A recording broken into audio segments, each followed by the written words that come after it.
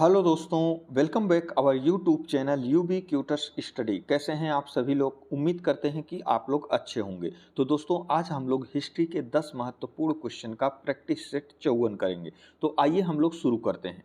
हमारा पहला क्वेश्चन है, ऋग्वेद युग की प्राचीनतम संस्था कौन सी थी? तो आपके ऑप्शंस हैं दोस्तों, पहला है सभा, दूसरा है समिति, तीसरा है विदथ और चौथा है परिषद। तो दोस्तों, इसमें से जो सही उत्तर है वह हो जाएगा ऑप्शन सी, विदथ। दोस्तों, ये जो सिंधु सभ्यता थी, इसके पतन के बाद भारत में एक नई सभ्यता आई जिसे वैदिक सभ्यता कहते हैं। वैदिक सभ्यता या इसी को हम लोग कहते हैं आर्य सभ्यता के नाम से जानते हैं। इस सभ्यता का पता हमें दोस्तों वेदों से लगता है, वेदों से। ठीक, इस सभ्यता यानी कि ये जो वैदिक सभ्यता है, इसका पता हमें वेदों से चलता है। और ऋग्वेद सबसे प्राचीन वेद है, यानी कि हमारे 4 वेद हैं, उसमें से ये जो ऋग्वेद है यह सबसे प्राचीन है। इसलिए वैदिक सभ्यता को जानने के लिए ये जो है बहुत ही महत्वपूर्ण है। और दोस्तों, वैदिक सभ्यता है उसको 2 भागों में बांटा जाता है, जिसमें होती है ऋग्वैदिक काल, एक ऋग्वैदिक काल है, और दूसरा है उत्तर वैदिक काल। उत्तर वैदिक काल, ये जो है ऋग्वेद काल को 2 भागों में बांटा गया है, ऋग्वैदिक काल और उत्तर वैदिक काल। और दोस्तों, ये जो ऋग्वैदिक काल है, इसमें ही कई जनतांत्रिक संस्थाओं का विकास हुआ, जिसमें से कुछ संस्थाएं जो है मुख्य थी, जैसे सभा, हम लोग नाम सुने होंगे, सभा, समिति, और इसी में था जो है विदथ। ये तीनों जो है मुख्य संस्थाएं थी, कहाँ, कब? ऋग्वेद काल में। और दोस्तों, इन संस्थाओं में जो उस समय के सामाजिक, आर्थिक और राजनीतिक मुद्दे होते थे, उसी से संबंधित इन संस्थाओं में चर्चा होती थी। और इसी में यानी कि ऋग्वैदिक काल में ही विदथ को आर्यों की प्राचीन संस्था कहा गया है, जिससे संबंधित ये हमारा क्वेश्चन है। इसी जो विदथ को आर्यों की प्राचीनतम संस्था कहा गया है। और इसमें दोस्तों, ये जो सभा है, ये दोस्तों उस समय जो श्रेष्ठ लोग थे, संभ्रांत लोग थे, उनकी संस्था होती थी। कहने का मतलब यह है कि ये जो सभा है, इसमें जो उस समय के संभ्रांत लोग थे, वो इस पर जो है सभा में चर्चा करते थे। और ये जो हमारा दूसरा जो है समिति है, इसमें जो सामान्य लोग हैं वो चर्चा करते थे। तो इसको आप लोग याद रखिएगा। हमारा जो अगला क्वेश्चन है वह है, प्रथम जैन महासभा का आयोजन कहाँ हुआ था? तो आपके ऑप्शंस हैं पाटलिपुत्र, वल्लभी, आबू या पावा। तो दोस्तों, इसका जो सही उत्तर हो जाएगा ऑप्शन ए हो जाएगा, पाटलिपुत्र में हुआ था। और दोस्तों, ये जो प्रथम जैन महासभा जो आयोजित हुआ था वह पाटलिपुत्र में हुआ था। और ये कब हुआ था? तो ये हुआ था 322 बीसी में, 322 बीसी में। और यह कहीं कहीं मिलता है 300 बीसी भी कहीं कहीं मिलता है। और दोस्तों, इसके जो अध्यक्ष थे, यानी कि ये जो जैन महासभा है, ये जब आयोजित की गई थी, उस समय इसके अध्यक्ष थे स्थूलभद्र। कौन थे? स्थूलभद्र। तो इसको आप लोग याद रखिएगा। और दोस्तों, ये जो दूसरी महासभा है, ये तो पहली महासभा हो गई, ये जो दूसरी महासभा है यह हुई थी कहाँ? यह हुई थी वल्लभी में। वल्लभी ये कहाँ पे है? ये गुजरात में पड़ता है। और ये जो वल्लभी है, यहाँ पे ये जो दूसरी महासभा हुई थी, ये हुई थी कब हुई थी? ये हुई थी 513 ईस्वी में। और इसको कहीं कहीं पर जो है 526 ईस्वी भी कहा गया है। लेकिन आप लोग परेशान मत होइए, जब आप लोग के एग्ज़ाम में क्वेश्चन करेगा कि जैन महासभा की जो दूसरा आयोजन था वो कब हुआ था, तो इन दोनों ऑप्शनों में से कोई एक ही ऑप्शन देगा, या तो 512 ईस्वी देगा या तो 526 ईस्वी देगा। तो इसके लिए आप लोग परेशान मत होइएगा। हमारा अगला क्वेश्चन है, अशोक के बारे में जानने के लिए सबसे महत्वपूर्ण स्रोत है। तो आपके ऑप्शंस हैं आहत मुद्रा, दूसरा है शिलालेख, तीसरा है यूनानी लेख और चौथा है बौद्ध साहित्य। तो दोस्तों इसका जो सही उत्तर हो जाएगा ऑप्शन बी हो जाएगा, शिलालेख। जो शिलालेख है इससे अशोक के बारे में सबसे महत्वपूर्ण स्रोत मिलते हैं अशोक के बारे में जानने के लिए।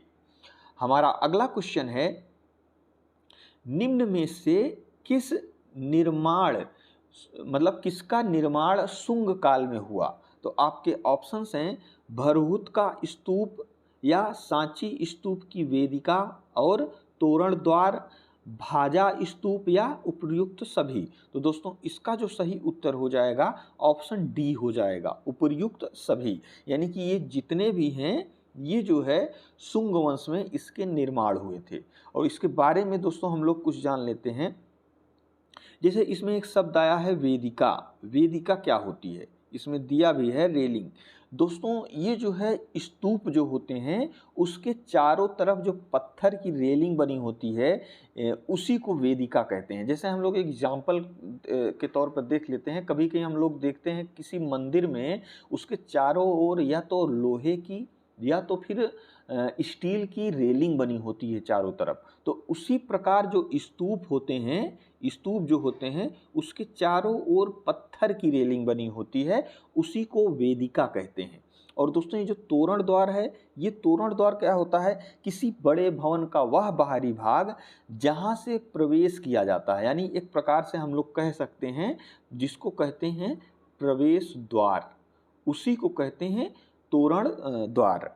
और दोस्तों ये जो है ये भरहुत का स्तूप कहाँ है? ये एमपी में पड़ता है। इसका निर्माण कुछ जो है इसके जो कुछ निर्माण में अशोक ने करवाया था और कुछ को शुंग वंश के राजाओं ने करवाया था। तो इस हिसाब से मान लिया गया है कि शुंग काल में भी इसका जो निर्माण हुआ था।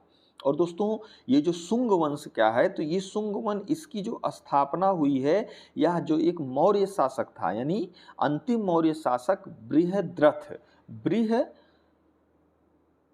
बृहद्रथ इसकी जो है इसकी हत्या करके पुष्यमित्र शुंग ने की थी। किसकी स्थापना? शुंग वंश की स्थापना।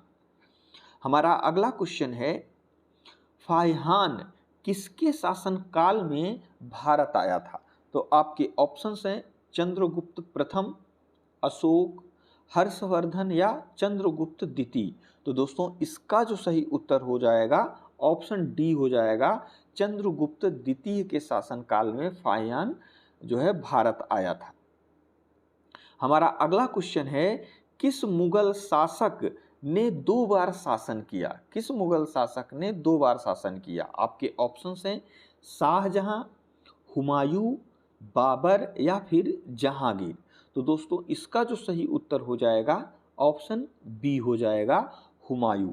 दोस्तों ये जो हुमायूं है यह दिल्ली पर सबसे पहले 1530 ईस्वी में जो है शासक बना बाबर की मृत्यु के बाद, और ये जो है रहा 1540 तक। उसके बाद कुछ समय पश्चात 1539 में दोस्तों इसकी जो है शेर शाह सूरी के साथ युद्ध हुआ, जिसको कहते हैं चौसा की लड़ाई। उसी में यह पराजित हो गया और जो है भारत से भाग गया, और यह पुनः जो है 1555 ईस्वी में सरहिंद विजय के पश्चात दिल्ली पर जो है कब्जा कर लिया, और ये रहा 1555 से 56 तक। उसके बाद इसकी मृत्यु हो गई। तो इस हिसाब से देखा जाए तो ये जो हुमायूं है यह एक मुगल शासक था जो 2 बार शासन किया था। एक बार 1530 से 40 और दूसरी बार 1555 से 56 तक। हमारा अगला क्वेश्चन है, भारत में बीबी का मकबरा कहाँ स्थित है? तो आपके ऑप्शंस हैं हैदराबाद में, सीकरी में, औरंगाबाद में या बीजापुर में। तो दोस्तों इसका जो सही उत्तर हो जाएगा ऑप्शन सी हो जाएगा, औरंगाबाद में। और ये जो औरंगाबाद कहाँ पर है? तो यह पड़ता है जो है महाराष्ट्र में पड़ता है, यहीं पर बीबी का मकबरा है।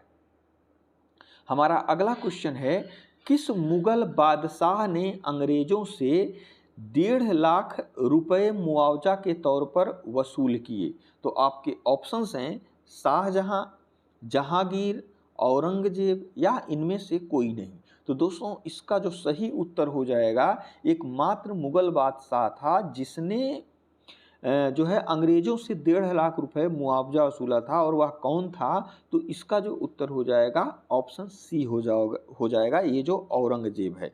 और दोस्तों औरंगजेब के बारे में एक और फैक्ट जान लीजिए। औरंगजेब एक ऐसा शासक था जिसने 2 बार अपना राज्याभिषेक कराया था। यानी जो औरंगजेब है इसने जो है अपना 2 बार राज्याभिषेक कराया था। ठीक है। हमारा अगला क्वेश्चन है, निम्नलिखित कांग्रेसी नेताओं में से किसको भारत का महान वृद्ध व्यक्ति यानी कि grand old man of India कहा जाता है? तो आपके ऑप्शंस हैं महात्मा गांधी, बाल गंगाधर तिलक, दादा भाई नौरोजी या मदन मोहन मालवीय। तो दोस्तों इसका जो सही उत्तर हो जाएगा ऑप्शन सी हो जाएगा, दादा भाई नौरोजी को grand old man of India कहा जाता है। हमारा अगला क्वेश्चन है, दक्षिण अफ्रीका में महात्मा गांधी द्वारा प्रकाशित पत्रिका का नाम क्या था?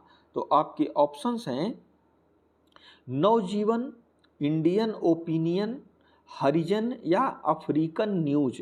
तो दोस्तों इसका जो सही उत्तर हो जाएगा ऑप्शन बी हो जाएगा, इंडियन ओपिनियन। तो दोस्तों ये हमारा आज का 10 महत्वपूर्ण क्वेश्चन था। जो हमारा आज का क्वेश्चन है वह है, जैन समुदाय में प्रथम विभाजन के श्वेतांबर संप्रदाय के संस्थापक कौन थे? तो आपके ऑप्शंस है स्थूलभद्र, भद्रबाहु, कालकाचार्य या देवर्षि क्षमा श्रमण। इसमें से कौन सा ऑप्शन सही है हमें कमेंट बॉक्स में जरूर बताइएगा। और दोस्तों इसकी जो प्रैक्टिस है आप लोग जरूर कर लीजिएगा, क्योंकि हमारे एग्जाम में यहीं से क्वेश्चन बनते हैं और इससे बाहर आपको कहीं से नहीं मिलेगा क्वेश्चन। तो इसको आप लोग जरूर कर लीजिएगा। और दोस्तों अगर वीडियो अच्छा लगा हो तो हमारे चैनल को जरूर सब्सक्राइब कर लीजिएगा। और दोस्तों वीडियो देखने के लिए आपका बहुत बहुत धन्यवाद।